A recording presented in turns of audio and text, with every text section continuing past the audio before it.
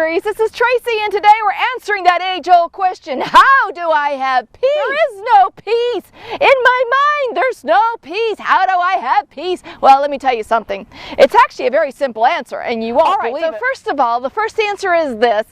If you're not saved, you're just not going to have peace. You have to have Jesus Christ in your heart. You have to have asked Him to be Lord and Master of your life. Okay, so let's just say that you are saved because you're watching this devotion, all right? But you still don't have peace, and you're just like, I don't know what's going on. I just need peace. Well, let's go to the Book of Proverbs and see what that says. It's in chapter 18, verse 21. Proverbs chapter 18, verse 21. It reads like this: Death and life are in the power of the tongue, and those who love its use will eat its fruit. Well, that's an interesting thing. What does that mean? Okay, I don't know if you've ever heard of the saying, as a man thinketh, so is he. Well, here's what that means. It goes right over to this one with the power of the tongue. As you speak words forth, as you're speaking, whether they're negative or positive, you're putting them forth. And guess what? It's like a boomerang. And it comes boom right back at you. So as you're being negative, you're speaking negative, you're gossiping about people, you're slandering people, you've got a pessimistic attitude about life in general. It's just coming right back at you.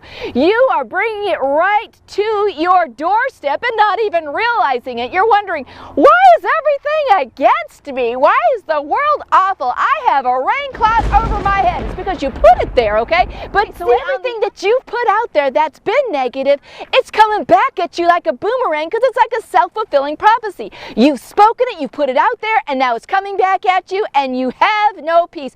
And it's that part in the verse where it talks about you're eating the fruit thereof. You are experiencing what you have spoken. Okay, so now you're experiencing a curse because you've spoken those words out there and it's come back at you. And then you know what? Not necessarily just speaking about other people, speaking about yourself too. You're self-fulfilling those words because you're saying, oh, I'm stupid. Oh, I was so dumb. Oh, I'm ugly. You're fulfilling those very words that you're speaking. But see, on the other hand, if you're speaking positive words, if you're building people up, Ephesians chapter 4 tells us about building people up with our words, with our mouth, and we're putting forth affirmations to them, and we're saying, oh my goodness, you know, you're looking great. I'm going to have a great day today, all right? And we're moving forward because the Lord has said every day is a great day. This is the day that the Lord has made. I will rejoice and be glad in it. See, the Lord wants you to speak words of faith, of victory, and of life. Faith is trust, trusting God that I know you have my back, you have my best.